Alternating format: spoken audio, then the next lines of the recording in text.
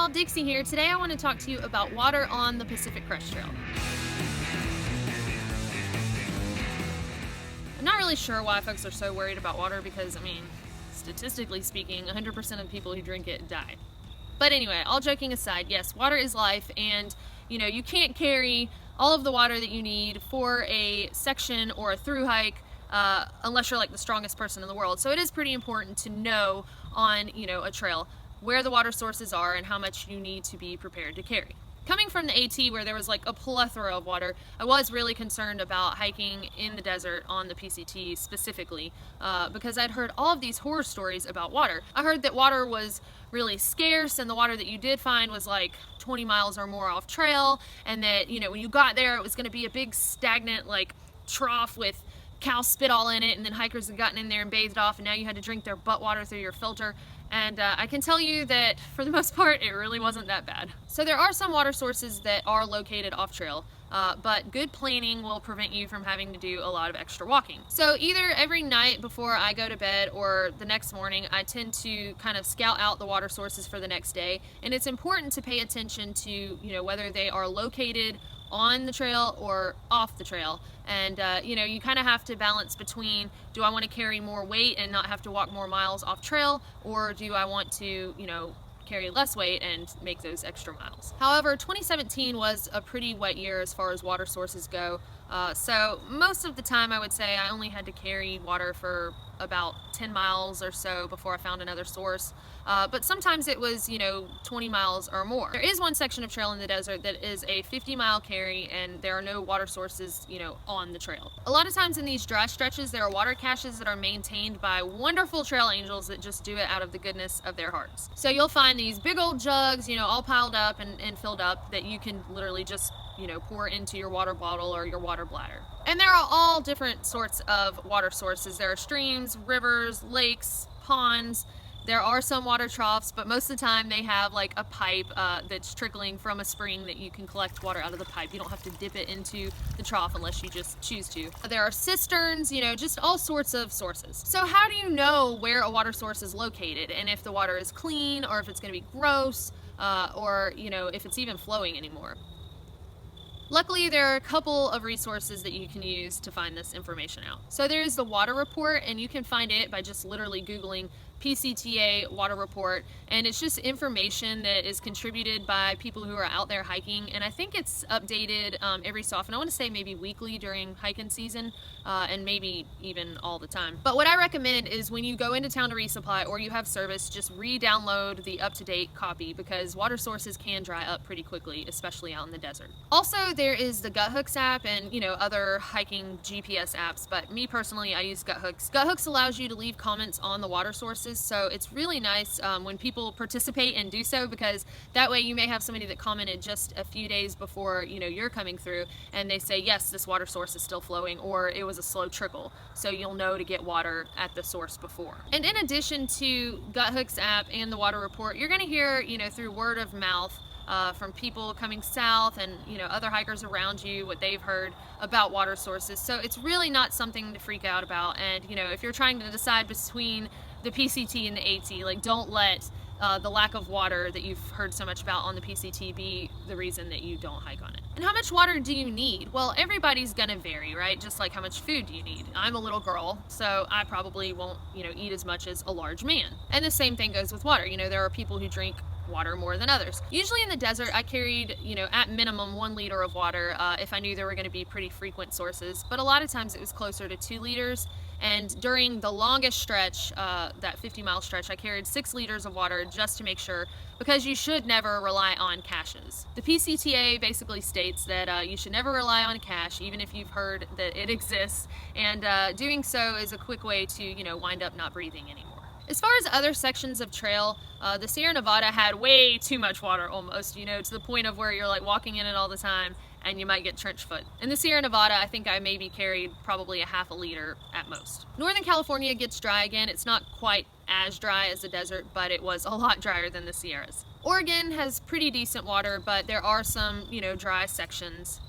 And Washington, for the most part, has pretty frequent water. The water capacity that I carried did change up, throughout my hike, And basically I would just look ahead, you know, each section. When I was in town, I would look, you know, from that town that I was in to the next town, you know, how far apart are the water sources, and, you know, how much water do I think I'm going to need to carry. And I would just adjust for that pretty much in every town. And it never hurts to just throw in an extra smart water bottle or something like that, just in case you do need more water than you thought you would. So is the water safe to drink on the PCT, or do you need to treat it? Well, that's a really good question, and one that you probably won't know the answer to unless you try it. But I'm not really a fan of having diarrhea, so normally I just treat mine. The only area that I went without treating my water was in the Sierra Nevada when my Sawyer water filter broke, and I really didn't have a choice.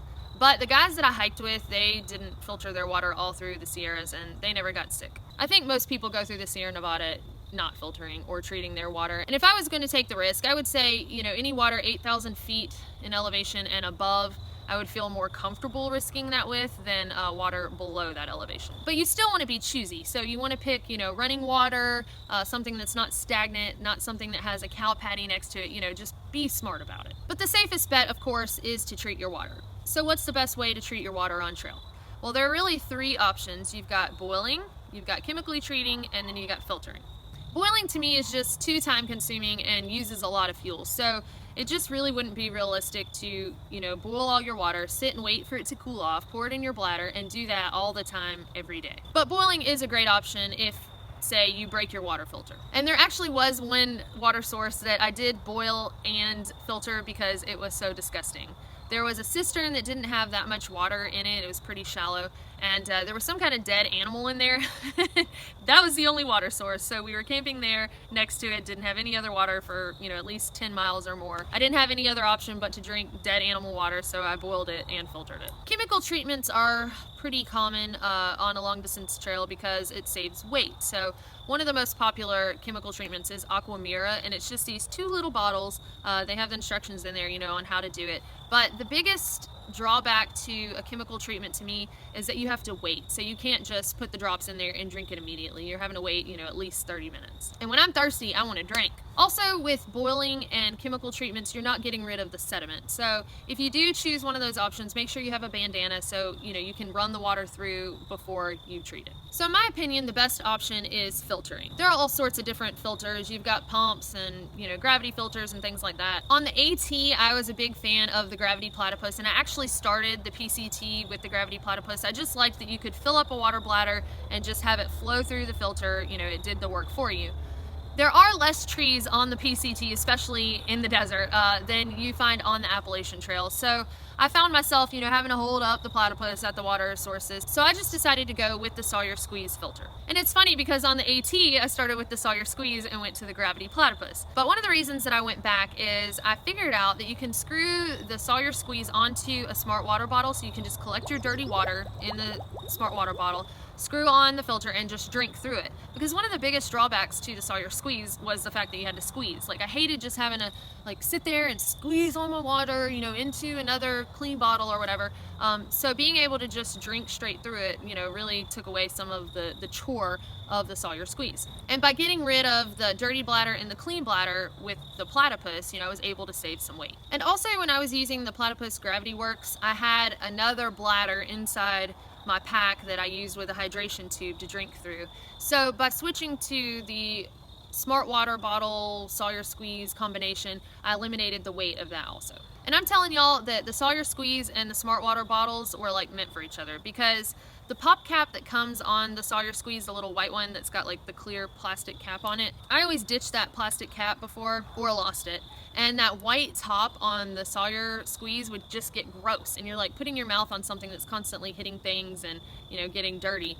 So if you unscrew that, the little squirt caps that come on some of the smart water bottles will screw perfectly on the end of your Sawyer Squeeze, so you can just, you know, drink through the squirt cap. And then also that squirt cap will click into the clean end of the Sawyer Squeeze, and you can use it to back flush when you get to town. So if you like having Gatorade mixes or drink mixes and things like that, one trick, so you're not having to use this dirty water bottle, is to keep like a Gatorade bottle or a Powerade bottle that you can, you know, maintain as your clean bottle. And then you can squeeze the water from your smart water bottle that has dirty water through the filter, you know, into this Gatorade bottle or Powerade bottle and put your drink mix in there. So that way you don't have to worry about, you know, getting Giardia or something like that. I also saw the Sawyer Squeeze Minis used on trail, but it doesn't have as good of a flow rate as the regular size Sawyer Squeeze. And so to me, you know, a higher flow rate, if I'm going to be drinking straight through it, is worth another ounce or two. I know people have asked about the life straws, and Perk used to use a life straw, and whenever he would cook, he would just use dirty water. If it had a lot of sediment, he would filter through a bandana. But he converted to the Sawyer Squeeze during the PCT, and he's like, why didn't I do this before? It's just so convenient, you know, to be able to scoop up water, screw on that Sawyer, and then drink through it, when before he had to scoop up water and, like, you know, walk carefully holding his straw like in his dirty water, and, you know, or just stand there and camel by the trail. It's just not as convenient as being able to just turn up that Sawyer attached to a smart water bottle. So basically I had 2 smart water bottles on either side of my pack, and if I needed any more capacity, then I might have like a Gatorade or an extra smart water bottle in the back pouch of my pack. So I hope that this helped a little bit ease your mind about water on the Pacific Crest Trail. You know, I made it, I survived, and you know, dealt with the water situation. So if you have any questions though about water that I did not cover, please feel free to ask in the comments below, and I will be happy to get to those. Thank y'all so much, and we will see y'all next time.